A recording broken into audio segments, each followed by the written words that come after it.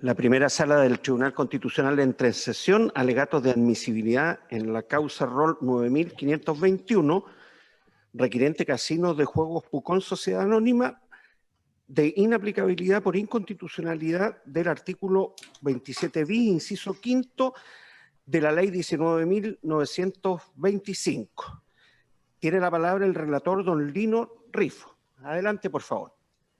Muchas gracias, presidente. Por resolución de la primera sala de esta Magistratura Constitucional, de fecha 5 de noviembre del presente año, se llamó a las partes a alegar en autos para resolver acerca de la admisibilidad del requerimiento de inaplicabilidad presentado en autos por Casino de Juegos Pucón Sociedad Anónima respecto de la norma antes referida contemplada en la Ley 19.995, que establece las bases generales para la autorización, funcionamiento y fiscalización de casinos de juego. Expone la actora que acciona en el marco de un reclamo de ilegalidad interpuesto el 17 de febrero de 2020, sustanciado ante la Corte de Apelaciones de Santiago, contra la Superintendencia de Casino de Juegos y el Consejo Resolutivo de dicha superintendencia. El reclamo guarda relación con el acuerdo dictado por el Consejo Resolutivo de dicha superintendencia de fecha 26 de diciembre del año 2019, que aprobó modificaciones a un permiso de operación adjudicado por Casino del Lago Sociedad Anónima en junio del año 2018 para operar en la localidad de Pucón como un casino de juego. Refiere que la aprobación de las modificaciones propuestas por la sociedad ganadora en el proceso de licitación tuvo lugar sin dar cumplimiento a lo establecido en la Ley 19.995, modificada por la Ley 20.856, como en su reglamento del Decreto Supremo 1722 de 2015. Tales modificaciones significaban, a su juicio, modificaciones sustanciales, radicales y de tal relevancia que lo transformaron en otro proyecto, en otra ubicación e inversión, que no guarda relación alguna con el proyecto original contra el cual compitió. La especie afirma no se respetó el procedimiento ni los criterios establecidos en la legislación para aprobación de esa modificación, en abierta contravención al principio de estricta sujeción a las bases. Adjudicado el permiso de operación, el proyecto ha sido modificado sin que ahora se cumpla con las bases técnicas, por lo que en definitiva se ejecutará un proyecto distinto al ganador, generando un trato desigual a los que fueron oferentes dentro de los cuales se cuenta la requerente. El recurso de reclamación fue rechazado el 2 de octubre de 2020, siendo declarado improcedente, apelando la requerente el 15 de octubre de igual año. El recurso de apelación fue concedido el 23 de octubre del presente, encontrándose paralizado el procedimiento tras orden de suspensión de esta magistratura. Argumenta que se cumplen en la especie todos los requisitos para que proceda la admisibilidad del libelo, y particularmente estima que se ha fundado plausiblemente el conflicto de constitucionalidad aquí planteado. Para estos efectos señala que, según se estructura en el libelo, existen infracciones al artículo 19, numeral 3 y 26 de la Carta Fundamental. La norma cuestionada establece la imposibilidad de recurrir en contra de lo resuelto por la Corte de Apelaciones respectiva, lo que pugna derechamente con el debido proceso. Como elemento inherente al mismo, se ha entendido la posibilidad de interponer recursos para revisar las sentencias dictadas por los tribunales ordinarios de justicia, citando a tales efectos la doctrina y jurisprudencia de esta magistratura constitucional. Se confirió traslado a las demás partes de la gestión judicial pendiente invocada, y así, según consta foja 359, la Superintendencia de Casinos de Juegos aboga por la declaración de inadmisibilidad del libelo. Argumenta lo siguiente: en primer lugar, que no existe en autos una gestión judicial pendiente, pues el reclamo de ilegalidad fue rechazado y según la norma que actualmente se cuestiona, ya no existen recursos posibles. Agrega que en la causa rol 5721, conocida por esta magistratura, la requerente hizo valer equivalente impugnación, siendo declarado inadmisible el requerimiento por falta de fundamento plausible, cuestión que debería suceder a su juicio igualmente en este caso por tratarse de una reiteración del mismo. En tercer lugar, indica que este requerimiento de inaplicabilidad se corresponde con una seguidilla de impugnaciones legales rechazadas intentadas por la requerente en una estrategia de dilatación e impugnación a su correcto desarrollo económico. En cuarto lugar, señala que ha precluido el derecho de la requerente, pues previamente ya accionó en contra de la misma norma en base a iguales fundamentos legales, según ya se dijo en el requerimiento de inaplicabilidad conocido por esta magistratura, rol 5721. Y por último, señala que debe ser declarado igualmente inadmisible este requerimiento, pues el conflicto de constitucionalidad no ha sido precisado suficientemente en el requerimiento, por lo que tiene en realidad un carácter abstracto. Ha evacuado traslado también en autos Casino del Lago Sociedad Anónima, según consta Fojas 386, solicitando igualmente la declaración de inadmisibilidad del requerimiento. En primer lugar, explica que en realidad esta acción de inaplicabilidad por inconstitucionalidad lo que busca más bien es dilatar e instrumentalizar a esta magistratura constitucional en orden a que la requerente pueda lograr sus objetivos económicos. En segundo lugar, sostiene que la norma ya fue en realidad aplicada, puesto que la Corte de Apelaciones respectiva concedió y elevó el recurso de apelación, que es justamente el punto en el cual trata la problemática constitucional que la requerente denuncia. En tercer lugar, señala que no es decisivo el precepto acá cuestionado, pues nunca ha sido aplicado por la Superintendencia de Casinos de Juegos, ni es tampoco así el fundamento del reclamo de ilegalidad que constituye la gestión judicial pendiente. Argumenta igualmente que se ha deducido el requerimiento de inaplicabilidad por inconstitucionalidad en la especie de modo extemporáneo, pues el reclamo de ilegalidad fue rechazado el 2 de octubre de 2020 y la inaplicabilidad ha sido deducida el 19 de octubre de 2020, lo que significa que ya se encontraba firme y ejecutoriada desde esa perspectiva tal resolución. En quinto lugar, argumenta que es una legítima decisión del legislador la posibilidad de restringir recursos dependiendo de la naturaleza de los procedimientos involucrados, tal como sucede en autos, y destaca finalmente también la existencia de un requerimiento de inaplicabilidad por inconstitucionalidad previamente presentado por la misma requerente en base a los mismos fundamentos legales en contra de la misma normativa, bajo el rol 5721, lo que estima un argumento suficiente para declarar inadmisible el requerimiento. ¿Es todo cuanto se puede señalar para estos efectos, señor presidente? Muy bien. Van a alegar los señores abogados sobre las causales de admisibilidad, no en relación al fondo de la materia, por favor, y especialmente, pero no únicamente, si quieren referirse a otras cosas puede ser, pero especialmente en relación a las causales de inadmisibilidad indicadas en los numerales quinto y sexto del artículo 84 de la Ley Orgánica Constitucional de esta magistratura. Tiene la palabra, en primer término, por la parte requerente, doña Michelle Daroch Sagredo, hasta por 10 minutos. Adelante, por favor.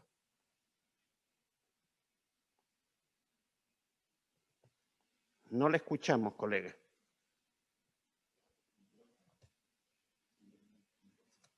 El micrófono está muteada. Ahí estoy. Ahí sí, ahí tiene. Ya, adelante, por favor.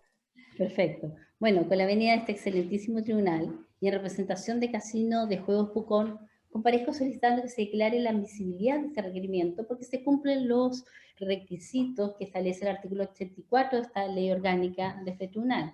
Voy a partir desde la base que los demás requisitos no cuestionados en autos sí se encuentran presentes y cumplidos. En atención a que tengo solo 10 minutos para hacer referencia a dos oposiciones que fueron presentadas. En primer lugar, se han alegado la preclusión, ya que este sentísimo tribunal ha conocido previamente la misma acción, deducido por la misma parte, en contra del mismo precepto, cuestionando el mismo procedimiento de otorgamiento de permiso, por lo tanto es inadmisible. Lo anterior, señoría, el excelentísimo tribunal no es efectivo, todo es que la causa en que incide este requerimiento se trata de un reclamo de ilegalidad, que está interpuesto por esta parte, pero por la falta de observancia de la normativa vigente de cómo debe aprobar la superintendencia una solicitud de modificación de un proyecto ganador, y no en contra de la resolución por la cual se otorgó el permiso, que fue el que dio el lugar el recurso de reclamación en el año 2018. Ciertamente que estamos frente al artículo 27 bis, inciso quinto de la ley 19.995, pero son procesos judiciales diversos, diferentes, con una causa de pedir que es distinta, por lo que no se van a dar los presupuestos de la preclusión como se esgrime. En segundo lugar, ambos oponentes han señalado la inexistencia de la ejecución judicial pendiente, ya que el recurso de legalidad fue fallado y por ser una única instancia, esto quedó inmediatamente firme y ejecutoriado. Excelentísimo tribunal, esta parte interpone el recurso de apelación en contra de la sentencia de primera instancia y la Corte de Apelaciones de Santiago, por resolución de fecha 23 de octubre, lo concede y ordena elevarse. Por lo tanto, sí existe claramente una gestión pendiente. Acá precisamente el conflicto de la constitucionalidad, en este caso concreto, dice la relación en conformidad o no de la restricción impuesta por esta norma legal objetada en la aplicación del caso concreto, y va a ser súper decisorio para determinar si realmente existe una gestión pendiente o no. Esta magistratura ya ha expresado latamente que para que exista la vulneración del debido proceso deben afectarse aspectos que la Constitución resguarda y que deben ser calificados como derechos que son integrantes del debido procesal, y entre ellos está el derecho a impugnar lo resuelto por un tribunal imparcial. Es importante, excelentísimo tribunal, recordar que este mes de septiembre de 2020, al menos 2 requerimientos por disposiciones legales que no permitían la procedencia de recurso alguno fueron acogidos. Permítanme leer que es, en primer lugar, el rol 8695, artículo 462, en que señala que no procederá a recurso alguno en contra de la sentencia que se dictare en el nuevo juicio realizado como consecuencia de relación que hubiera acogido el recurso de nulidad. Entonces, la gestión pendiente aquí es una apelación interpuesta en subsidio de un recurso de reposición, no habiendo recurso. Y en segunda causa, la 7925-2019, frente a la disposición del artículo 453, número 1, que dispone la resolución que se pronuncie sobre las excepciones de incompetencia del tribunal, caducidad y prescripción, deberá ser fundada y solo susceptible de apelación aquella que la acoja. Y el requirente, a él se le rechazó la excepción opuesta, por lo tanto tampoco tenía recurso, y la gestión pendiente es precisamente un recurso de hecho por no dar lugar a la apelación que había interpuesto. En ambos casos se declara la admisibilidad por este excelentísimo tribunal y además se acogen los requerimientos. En este caso de auto, sin el presente requerimiento, cuando suba el recurso de apelación para que lo conozca la Corte Suprema, ciertamente que no, si no lo declara de oficio su inadmisibilidad en virtud de este artículo, mis oponentes lo van a hacer. Por lo tanto, sí existe una pendiente y será fundamental para la admisibilidad del recurso y conocer del mismo por la Corte Suprema. El requerimiento rechazado del año 2018, a que hacen referencia a propósito de la preclusión, en esa oportunidad señala que el requerimiento era abstracto, que no era concreto, y el agravio en que se fundaba no se había verificado. Esto es, que la eventual sentencia contraria a sus pretensiones. Entonces, a contrario sensu, en la especie, de acuerdo al estado procesal de este reclamo, sí sería admisible por darse la condición que en el caso anterior se decía tener. Los contenciosos administrativos especiales respecto a actuaciones en las superintendencias se han ido modificando y todos prevén la posibilidad de interponer recursos contra las sentencias definitivas que dicta la Corte. Quienes van contra el recurso citaron algunos ejemplos para demostrar que esto no era efectivo, y la verdad es que se equivocan. La ley 19.886, que es una ley invocada, tiene una doble instancia, tiene el Tribunal de Contratación Pública y su reclamo lo conocerá en su instancia la Corte de Santiago. El artículo 151 de la Ley Orgánica Municipal, el procedimiento contempla un informe del fiscal de la Corte y sí procede el recurso de casación, como se ha visto de los fallos que ha ido dictando regularmente la Corte Suprema. En la historia legislativa de este referido cuerpo normativo, este artículo 27 bis, los ministros, señor Iván Aróstica, la señora María Luisa Bram y el señor Cristian Leterier, estuvieron por declarar inconstitucional este inciso por la existencia de la frase no procederá recurso alguno, porque infringe la garantía del proceso. Se conculca este acceso a la justicia que se tiene frente a un procedimiento justo y racional por personas que se encuentran afectadas por alta administración. En definitiva, priva de alguna forma de reclamación que pueda haber, que de no mediar esta negación de este artículo, sí tendríamos. Y el Pleno de la Corte Suprema, al informar, también repite esta prevención, que hay una vulneración a la debido proceso, y es más, dice que esto va a implicar que la decisión que se emita de una revisión, que va a quedar desprovista la posibilidad de que una decisión que se emita de una revisión ordinaria, y que la práctica va a imponer que las partes tengan que hacer uso de una vía extraordinaria, que es el recurso de queja, que es, ustedes tienen claro que es un resorte excepcional que solamente va a corregir las faltas o abuso del magistrado. Quienes oponen la admisibilidad han señalado que existe una contradicción estructural en virtud de este recurso de queja y el recurso de apelación que esta parte interpuso. Esta parte interpone el recurso de queja, pero con un resguardo procesal, y que este excelentísimo tribunal ha sostenido en la sentencia de 2020 que la eventual existencia de recursos de resguardo procesales, como es el recurso de queja, es porque no hay explicación por qué racionalidad en la exclusión de un recurso, como en el caso de auto. Si cabe el recurso de queja, ¿por qué no puede caer el recurso de apelación? Si lo que pretende la norma impugnada es evitar las dilaciones innecesarias, la posibilidad de queja no va a mejorar la situación, conforme lo previene la historia de la ley del artículo 27 bis. Artículo que además no permite suspender los efectos del acto reclamado, ni que la Corte decrete ninguna medida. No quiero entrar al fondo, pero quiero cerrar el círculo. Esta magistratura ha señalado que el legislador puede delinear procedimientos especiales, pero no lo faculta para formular excepciones que van a eliminar la procedencia de aquellos recursos que ordinarios disponen las partes conforme a las reglas comunes, sin que exista un fuerte fundamento que respalde la exclusión. Obviamente un asunto de única instancia no importa por sí mismo una infracción al debido proceso, pero este mismo tribunal establece que sí es condición que existe una etapa administrativa previa, que sea oída la parte, que se abra una etapa jurisdiccional y donde exista la posibilidad de aportar pruebas. En este articulado, ustedes podrán ver que la Corte podrá, tiene un término facultativo, recibir la causa prueba, y en este caso suplite no se recibió, ni siquiera se aceptó una solicitud de oficio solicitada por esta parte. Por lo tanto, este precepto examinado no satisface este patrón mínimo de exigencia constitucional cuando se trata de un proceso que no tiene recurso consagrado. Respecto del cuestionamiento de la falta de fundamento, basta revisar el reglamento, concluir que es claro en señalar la imposibilidad de recurrir al tribunal de alzada solicitando revocar la sentencia de primera instancia. Naturalmente se resolverá y será implicancia si vamos a poder recurrir ante la Corte o no, y eso dependerá del requerimiento si es acogido o no.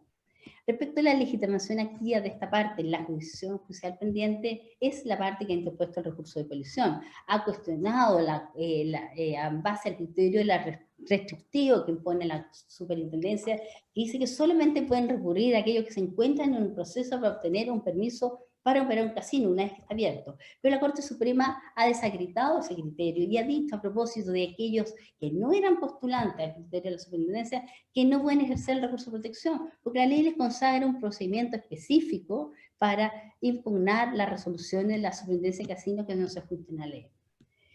La resolución que modificó el proyecto además dice claramente que se entiende que forma parte integrante de la resolución que dictó la superintendencia cuando otorgó el permiso de operación. Por lo tanto, esta resolución se encuentra integrada, complementa y modifica, y por lo tanto puede ser objeto de impugnación. Finalmente, en cuanto al agravio, cabe señalar primeramente que claramente una sentencia que no acoge la protección de esta parte le causa agravio. Pero la ley 19.995 en ninguna parte exige algún tipo de existencia en particular para poder recurrir, y de ahí que ir a la norma supletoria de la ley 19.880. Y como dice el profesor Alejandro Romero, la verdad es que basta invocar un interés efectivo, sin necesidad que este sea necesariamente legítimo. Por lo tanto, no basta que detenta la titularidad subjetiva de un derecho.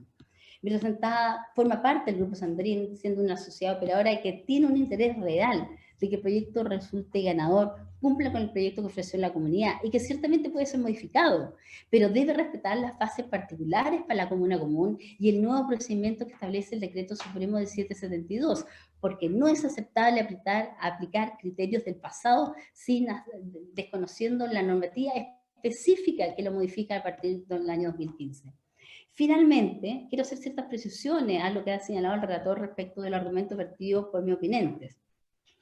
Sociedad Casino del Lago señala que esta parte ha interpuesto decenas de recursos, sin argumentos convincentes, que hemos perdido todo y que nuestro afán es ganar tiempo. La verdad, excelentísimo tribunal, que no ha existido ningún día que dicho ponente no haya podido avanzar en su proyecto por causa nuestra. Sorprende además que ellos no hagan el cuestionamiento cuando ellos, al disputar la Plaza Concepción, la sociedad Enjoy, que es accionista de esta sociedad Casino del Lago, interpuso 14 acciones, incluidas querellas criminales, y todas fueron rechazadas por su reclamo.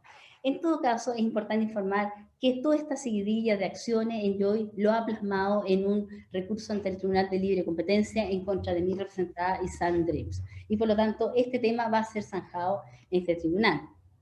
Así como posiblemente zanjará la Contraloría General de la República, pero no por un reglamento a esta parte, el informe de la Comisión Especial Investigadora de la Cámara de Diputados del Congreso, que dio por establecido un elevado grado de responsabilidad de la Superintendencia de Casinos en el otorgamiento de licencias de Enjoy, incluyendo las municipales, porque esta empresa traería largo tiempo un alto riesgo financiero y de insolvencia antes, el momento de ello, y que no fue advertido por la superintendencia a participar en ese proceso, y que no son un estado de insolvencia posterior al estallido social y la pandemia. Y tampoco es procedente que quienes se oponen a la admisibilidad esgriman en sus argumentos para el rechazo de este requerimiento, que basarse en decisiones que están en la sentencia impugnada, porque eso va a ser materia del recurso de apelación de acogerse a este requerimiento. Por estas consideraciones, solicito a este excelentísimo tribunal que tenga por cumplido los requisitos de admisibilidad del requerimiento deducido de conformidad a lo establecido en el artículo 84 de la Ley Orgánica de este tribunal. Y se va a juntar una minuta al respecto. Muy bien. A continuación, por Casino del Lago Sociedad Anónima, tiene la palabra don Juan Francisco Asenjo Cheire, hasta por 10 minutos también. Adelante, por favor.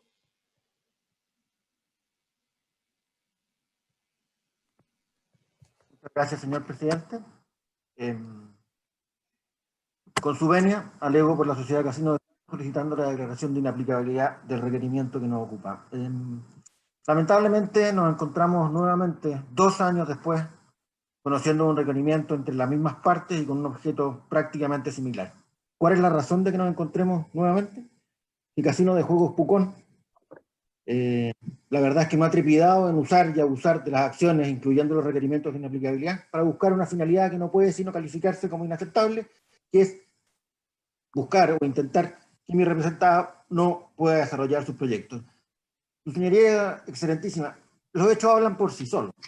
Aquí la requirente ha generado un escenario que no puede sino considerarse absurdo o kafkiano.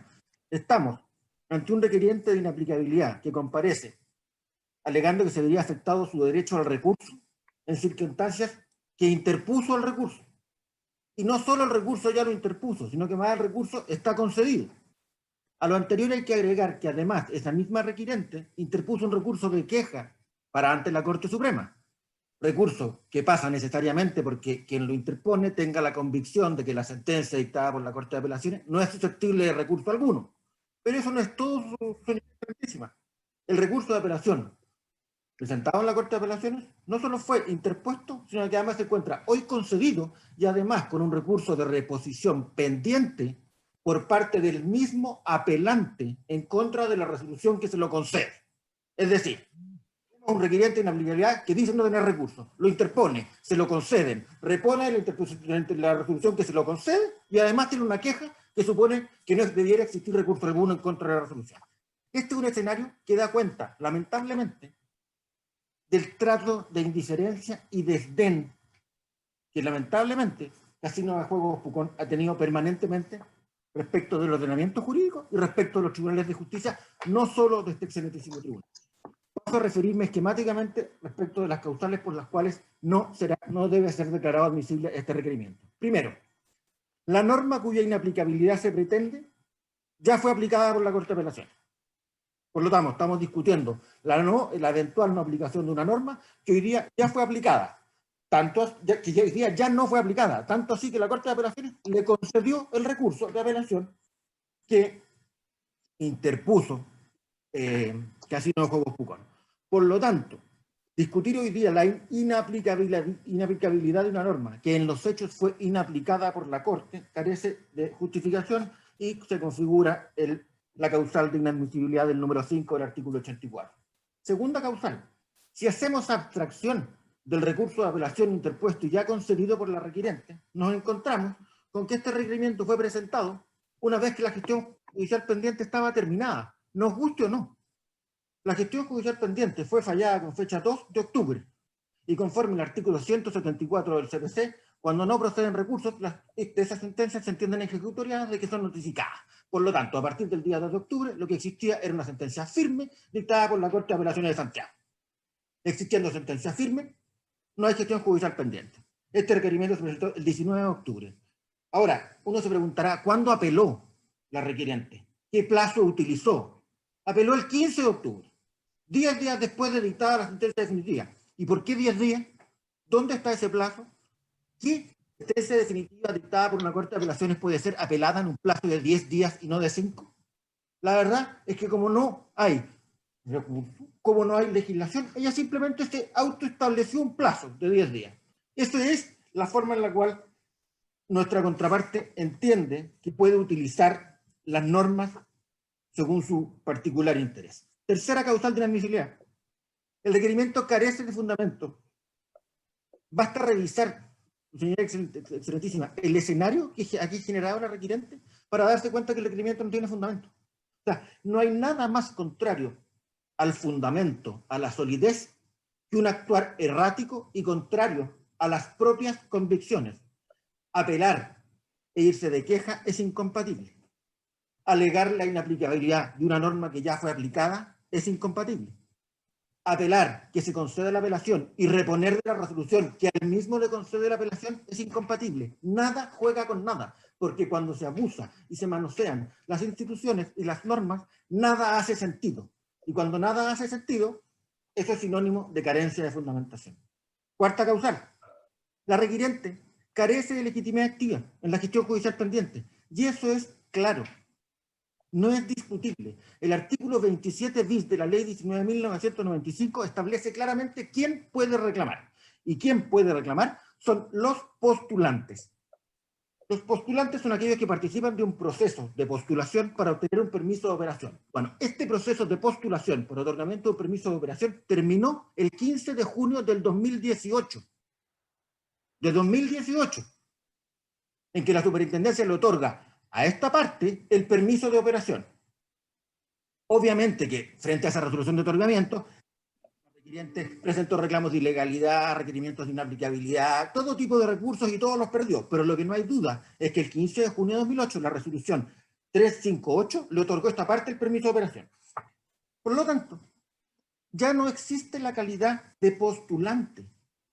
Lo que ha hecho Casino del Lago es buscar una vía de impugnación de una modificación del proyecto ya adjudicado a esta parte. Usted comprenderá que la calidad de postulante no puede ser eterna, porque si entendemos que por el solo hecho de haber participado en un proceso de postulación que terminó el año 2008, yo me puedo seguir presentando como postulante ad eternum, las posibilidades de utilizar la acción especial del artículo 27 bis son eternas. Y eso es impropio, por lo tanto, la legitimidad activa en este caso no existe. La requiriente no es postulante, y al no ser postulante no puede ser titular del reclamo de ilegalidad del artículo 27 bis. Eso consta de una simple revisión de los antecedentes. Quinta causal. ¿Cuál es el objeto del reclamo de ilegalidad? ¿Es útil la gestión pendiente? ¿Qué hizo Casino de Juegos Pucón? ¿Qué es lo que objetó?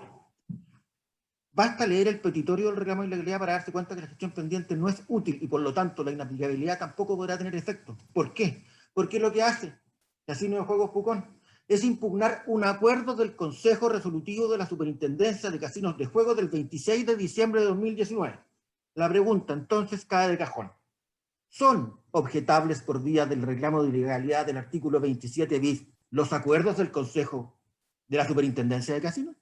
Y basta leer el artículo 27 bis para darse cuenta que el objeto es muy limitado. Las resoluciones de evaluación, otorgamiento, denegación o renovación.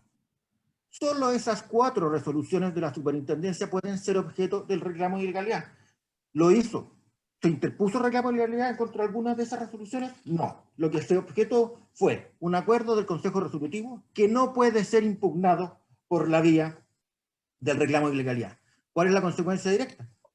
Que la norma cuya inaplicabilidad se pretende en estos autos no es decisiva para la gestión pendiente. De momento que la gestión pendiente tiene un defecto de origen insalvable y, como dije, basta la revisión del petitorio. Por lo tanto, tanto desde la perspectiva del objeto de la gestión pendiente como desde la perspectiva de la legitimidad activa en la gestión pendiente, no hay ninguna duda que se configura la causal de inadmisibilidad del artículo 5 del artículo 84 de la ley orgánica. Una sexta causal. ¿Existe agravio o perjuicio? ¿Es con Casino de Juegos Pucón afectada en este caso? ¿Qué es lo que quiere? ¿Qué es lo que busca? Busca invalidar una modificación de un proyecto que ya está adjudicado, como dije, desde el año 2018. ¿Obtendrá algo Casino de Juegos Pucón? ¿Pide algo concreto en su favor? ¿Hay un interés jurídicamente protegible? La verdad es que no.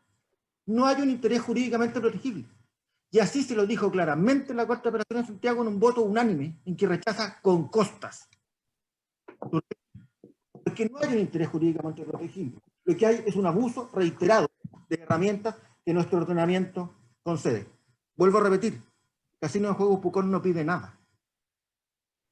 Él va a seguir exactamente en la misma posición de no postulante de un simple operador de la industria de casinos que en este proceso ya afinado hace años perdió. Pero nada más, no va a haber un beneficio o un interés jurídico que pueda obtener. Finalmente, su señoría, nos encontramos con que existen defectos insalvables en la gestión pendiente y que con o sin recursos, es decir, con apelación o sin apelación, son igualmente insalvables. Aquí hay una parte que interpuso un reclamo que no puede interponer buscando invalidar una decisión que no puede ser objeto de esa reclamación. Por lo tanto, en este caso específico, en este caso concreto, no hay efecto alguno material que pueda derivarse de la inaplicabilidad requerida. No hay agravio, no hay legitimidad y hay defectos insalvables. Excelentísimo Tribunal, esta sede no sirve para discutir permanentemente cualquier cosa y en cualquier tiempo. Pareciera que la requirente no lo entiende.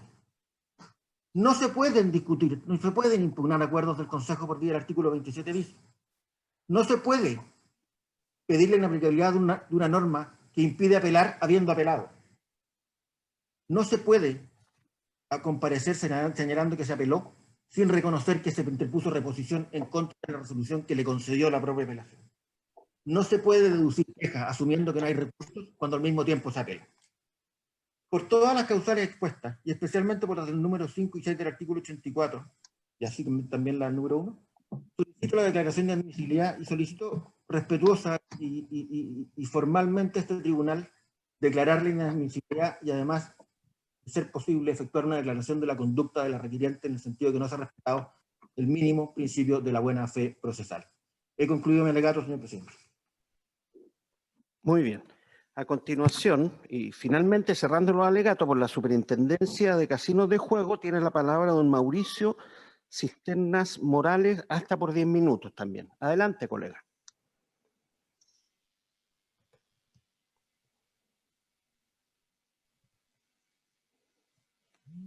Está muteado. Ahí sí. Muchas gracias, señor presidente.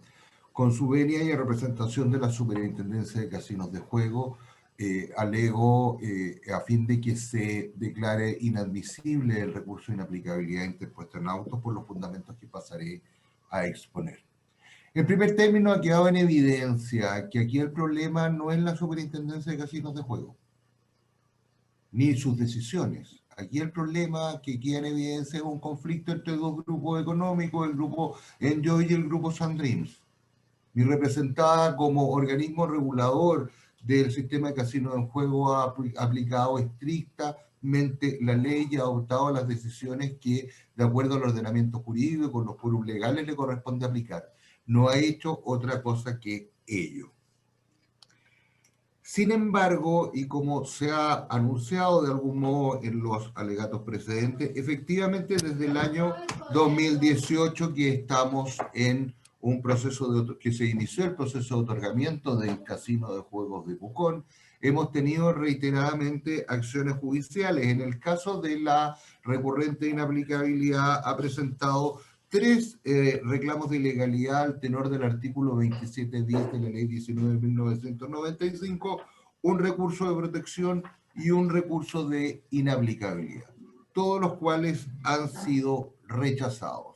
En el caso de la causa que se pretende calificar como gestión judicial pendiente, no es banal el recordar y hacer presente que el fallo de la Ilustrísima Corte de Apelaciones señala que la acción ejercida por la recurrente no es la vía, que es a todas luces improcedente y que la requirente o reclamante no tiene interés en la gestión. El fallo es categórico en esta materia porque, como se ha señalado, la recurrente de inaplicabilidad pretende ejercer un recurso que no le franquea el ordenamiento jurídico.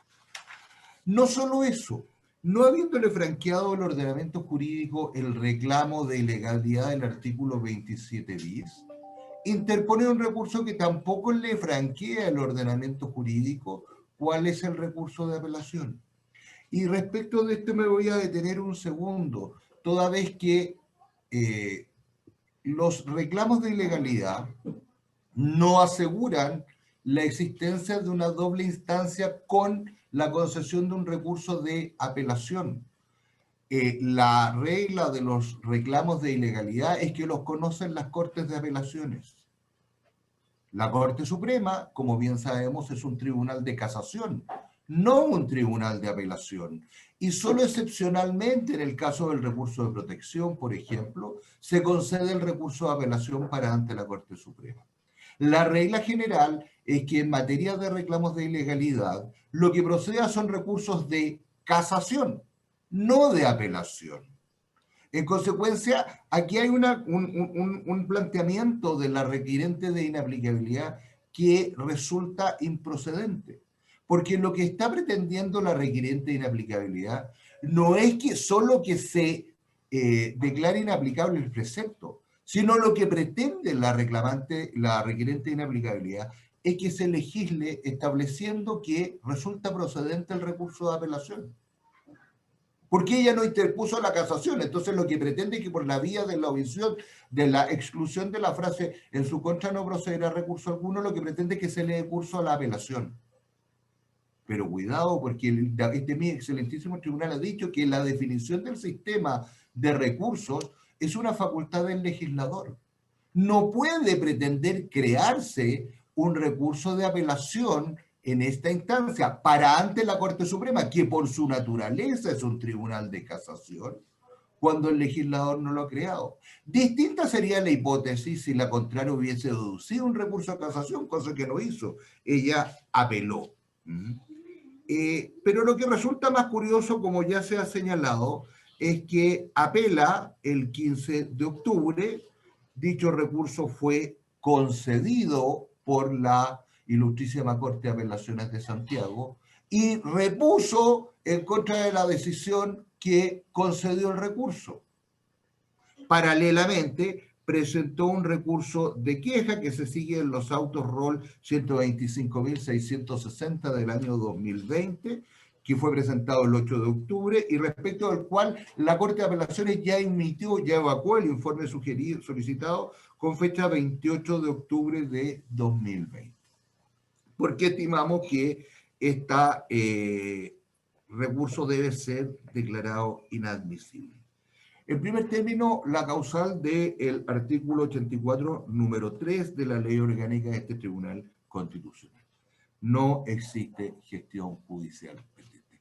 Y al efecto hay que tener mucho análisis del requerimiento de inaplicabilidad, porque el requerimiento de inaplicabilidad no especifica bien cuál es la gestión judicial pendiente. Y como se ha dicho, si la gestión judicial pendiente que se pretende es el reclamo de ilegalidad, de acuerdo a lo dispuesto en el artículo 174 del Código de Procedimiento Civil, ese reclamo de ilegalidad ya se encuentra firme ejecutoriado desde el día 2 de octubre, en circunstancias que el requerimiento de inaplicabilidad se interpuso el 19 de octubre y, como bien dijo el abogado de Casino Enjoy, el recurso de apelación se interpuso el 15 de octubre. En consecuencia está terminada esa gestión pendiente. Si por otra parte, cosa que no clarifica el requerimiento de inaplicabilidad, se pretende que la gestión judicial pendiente es el recurso de apelación, que no lo franquea la ley y no es compatible con la naturaleza de tribunal de casación que tiene la excelentísima Corte Suprema, resulta que la norma no fue aplicada, porque la Ilustrísima Corte de Apelaciones ya le concedió el recurso de apelación y por consecuencia, al haberse concedido, ha terminado la instancia y corresponde que la Corte Suprema lo conozca y probablemente lo va a desechar la apelación o el recurso de queja, porque todos sabemos que al tenor de lo que dispone el artículo 545 del Código Orgánico de Tribunales, resulta absolutamente incompatible el pretender que proceda un recurso de apelación y el pretender que proceda un recurso de queja. El recurso de queja procede precisamente cuando no hay otro recurso, son completamente incompatibles. De ahí que esta parte alegue como otra causal de inadmisibilidad el que ha operado la preclusión del derecho por haberse efectuado acciones incompatibles. Resulta, como digo, absolutamente incompatible la existencia de un recurso de queja y un recurso de apelación, y no corresponde, porque no es facultad de este excelentísimo tribunal, sino del legislador, determinar cuál es el recurso que procede. Tampoco puede la parte establecer cuál es el recurso que corresponde. No se ha aplicado, como digo, la norma cuya inaplicabilidad se solicita, y al efecto me remito a las sentencias dictadas en causas de inaplicabilidad, roles 2354 y 2026. En efecto, no basta con que, para que proceda la inaplicabilidad, con que pueda tener aplicación, con que teóricamente vaya a aplicarse, sino que es necesario que la norma resulte decisiva en la resolución del asunto. Si la norma no resulta decisiva o va a tener una aplicación meramente teórica, resulta improcedente el recurso de inaplicabilidad. Pues bien, en el caso de autos, la norma, por una parte, al conceder el recurso de apelación, no se aplicó, y por otra parte, en materia de la supuesta segunda instancia que la requiriente inaplicabilidad pretende crear improcedentemente, no es tampoco una norma decisorialitis, porque la norma decisorialitis es la del 545 del Código Orgánico de Tribunales, que es la que determina la incompatibilidad entre el recurso de queja y el recurso de apelación. De manera que si el recurso de apelación es desechado, va a ser precisamente en virtud de esa decisión, y no en virtud de esa disposición, y no en virtud de la norma del artículo 27 bis de la Ley 19.995. Fue, como digo, desechada esa norma el 23 de octubre al concederse el recurso. Finalmente, en el reclamo del recurso de inaplicabilidad resulta confuso, resulta poco preciso, insisto, no deja en evidencia cuál es la gestión judicial pendiente.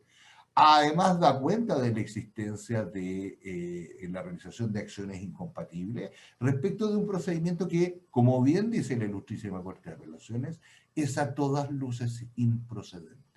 En consecuencia, y a fin de no abusar de la paciencia de este excelentísimo tribunal, toda vez que la argumentación ya se ha extendido lo suficiente y ya está en todos los antecedentes que hemos presentado, simplemente solicito se rechace en todas sus partes el requerimiento de inaplicabilidad deducido en esta causa por las razones expuestas. Es todo cuanto tengo que alegar.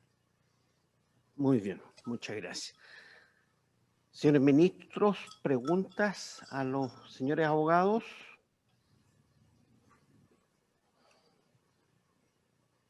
Yo le voy a hacer una pregunta a la colega Michelle Daroche. Entiendo, por uno de los aspectos que se alegan de inadmisibilidad es la carencia de interés para recurrir. Me gustaría que me aclarara algo.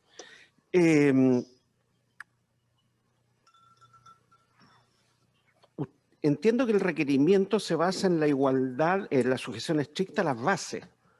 Ese es el problema que usted plantea también aquí en sede de constitucional, la sujeción estricta a las bases. Vale decir, usted fue postulante, Casino de Juegos Pucón fue postulante en un concurso, en un certamen público que posteriormente fue modificado unilateralmente por la superintendencia.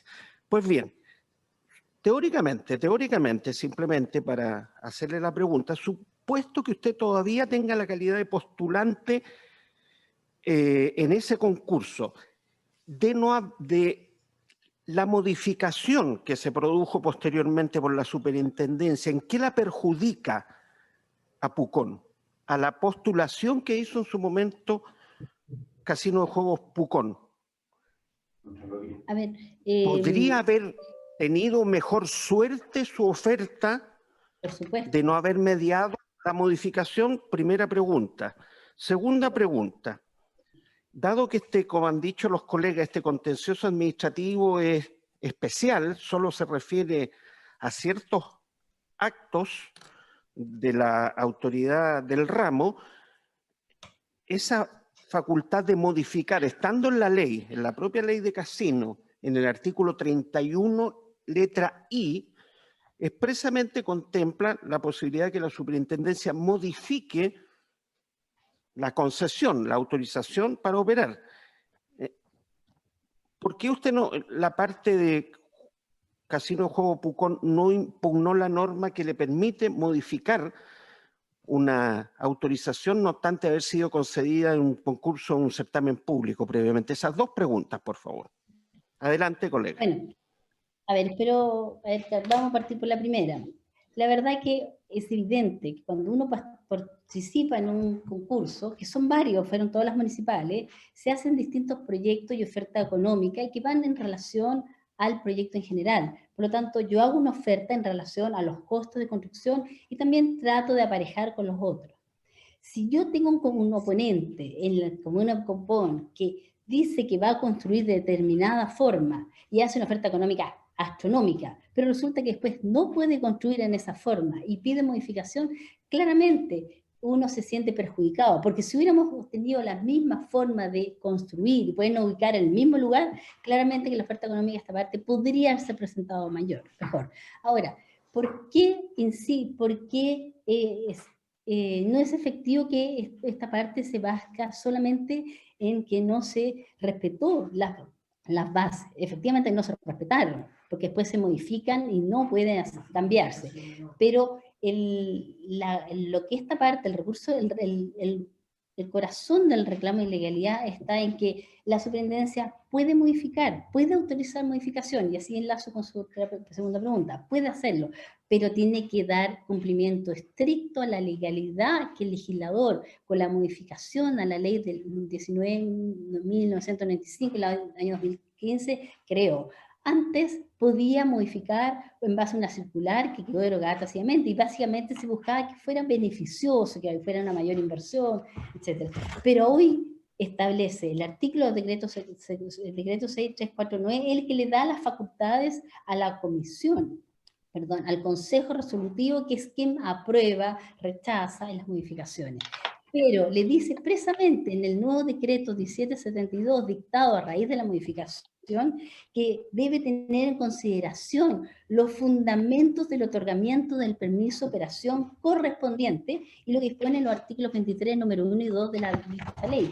Y si vamos a artículos, van a encontrar que se pide informes favorables del organismo señalado en el artículo 22, que es el Ministerio del Interior, Servicio Nacional de Turismo, Intendencia de Región, Municipalidad, cualidades del proyecto integral, plan de operación, incremento de la oferta, la ubicación, diseño, relacionamiento. Bueno, nada de esto se cumplió. Lo que hace el Consejo Resolutivo es escuchar el relato que hace la superintendencia, que les dice, como tenemos que, se presenta un nuevo proyecto que va a permitir subsanar los defectos que tiene el proyecto original. Y se le hace pregunta y presenta un informe como de viabilidad y que en realidad llega a ser hasta ridículo, porque la oferta económica aumenta en un 0,05%. La verdad que fue instrumentalizado para poder aprobar los problemas que tenía de constructividad. ¿Por qué no objetamos ese recurso? Porque la superintendencia puede modificar y es natural que los proyectos tengan modificaciones, pero debe, a partir de la modificación, ya no hacerlo a capricho porque me parece bonito, me parece rentable, mejor. Tiene que seguir un checklist y debe cumplir uno y uno. Ninguno de estos elementos están. Cuando uno está participando, ya ha perdido. Hemos perdido antes, perdimos en Ovalle, perdimos en Chillán, y no interpusimos estos recursos. Pero cuando uno ve que la ilegalidad se está haciendo tan palpable, uno no puede hacerse cómplice guardando silencio. Ciertamente repercute, porque si en Joy o el grupo, esta sociedad que aparece en Joy, no logra construir, que termina el otro año el plazo, claramente esta parte, que es una sociedad de casino, va a poder también volver a participar. Tenemos el derecho de exigir que se cumpla el proyecto que se adjudicó en perjuicio de nuestro, y claramente tenemos un interés. Creo haber contestado las dos preguntas, no sé, señor ministro. ¿Me permite Bueno, una está acotación, bien. señor presidente? Muchas gracias. Señor ¿Perdón? presidente, ¿me permite un par de ¿Sí? acotaciones en relación a lo que ha señalado la contraria? A ver, mi pregunta Muy al breve. superintendente. Ya. Acláreme usted, por favor, colega, de haber mediado esta modificación que se hizo a posteriores, de haber ocurrido durante la licitación, vía pregunta y respuesta, como quiera que sea, de haber mediado esa modificación, esa alteración, ¿habría cambiado la suerte de la postulación hecha por Casinos de Juegos Pucón? Esa es mi pregunta. No, señor presidente, en caso alguno, y me Ya. voy a explicar. El sistema de otorgamiento de permisos de operación es un sistema en el cual se hace una evaluación técnica y luego se hace una oferta económica. Una vez que los postulantes obtienen más de 600 puntos en la evaluación técnica, o sea, un 60% del puntaje, simplemente luego se abren los sobres de oferta económica y gana el que tiene la mayor oferta económica. ¿Ya? De modo que hubiera presentado esta modificación de proyecto, en nada influye en el resultado de la oferta económica. Y quiero hacer presente además que exactamente los mismos argumentos que sostiene la reclamante en este reclamo de ilegalidad del artículo 27 bis, que corresponden a la carga ocupacional, al uso de suelo, al planteamiento de dirección de obras, ya fueron conocidos por la Corte de Apelaciones en el reclamo de ilegalidad ingreso corte 323-2018 y en el recurso de queja 15.011-2019, ambos rechazados. Son exactamente los mismos argumentos. Aquí lo que hubo efectivamente es una modificación de proyecto que cumple con todos los requisitos legales, que contempla efectivamente un muy pequeño 0,05 aumento de la inversión, pero un aumento de la superficie edificada. Y debo hacer presente además que en el caso del grupo Sandreams, desde que existe la ley de casinos, ha tenido 16 cambios de proyecto, de modo que está impugnando el ejercicio de una facultad que a su respecto la Superintendencia de Casinos ha hecho uso en 16 oportunidades. De modo que lo único que cabe agregar a este respecto es que las facultades de la superintendencia han sido ejercidas seriamente en uso de sus atribuciones legales. Aquí el Consejo Resolutivo está integrado por el subsecretario de Hacienda, por el subsecretario de Desarrollo Regional, por el subsecretario de Turismo, por el intendente de la región respectiva, por 2 representantes del presidente de la República. Aquí no estamos hablando de personas que están jugando, aquí hay un informe técnico detrás que está acompañado al requerimiento de ilegalidad presentado por la contraria, el cual, insisto, la Corte de Apelaciones lo declaró, y esta frase no es banal, a todas luces improcedente. No es que lo rechazó, dijo que el requerimiento es a todas luces improcedente.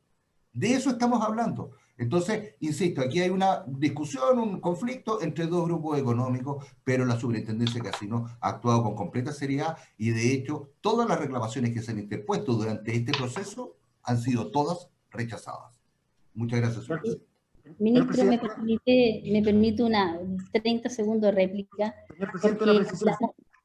porque las modificaciones Adelante, que pero hace brevemente para que terminemos. Sí, Ya. 30 segundos. Adelante, Las modificaciones colega. que imputa esta parte, las modificaciones que imputa esta parte realizadas son conforme a la ley antigua. No ha entendido que el decreto 1762 modifica y ya no pueden hacerlo así.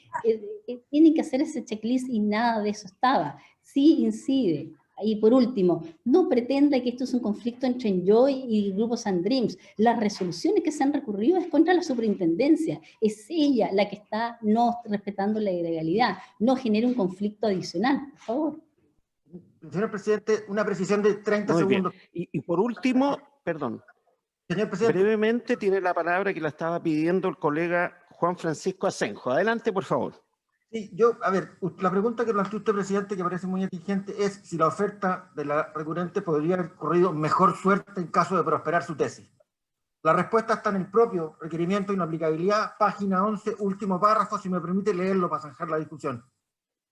Lo anterior es lo sucedido y ocurrido en autos, que en nuestra opinión y de los propios documentos acompañados al proceso queda en evidencia la ilegalidad de haber aprobado una modificación sustancial y total al proyecto evaluado y adjudicado por un nuevo proyecto, que claramente no se encuentra amparado en norma alguna y que en forma evidente perjudica a mi representada y la habilita para la presente acción. Y ojo en esta parte, abre comillas, destinada, como se dijo, única y exclusivamente a que, constatada la ilegalidad, se deje sin efecto la modificación y se realice el proyecto en la forma y condiciones ofertadas y que fueron evaluadas y con las cuales se denegó el permiso para mi representada.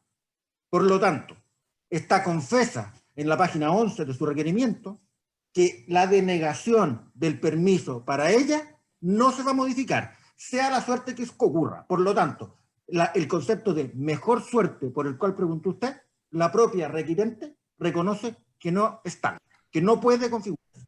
Página 11. Muy bien. Muchas gracias. Concluida la audiencia. Ok, muchas gracias. Muchas gracias. Muchas gracias. Hasta luego, señor presidente. Hasta luego, señores ministros.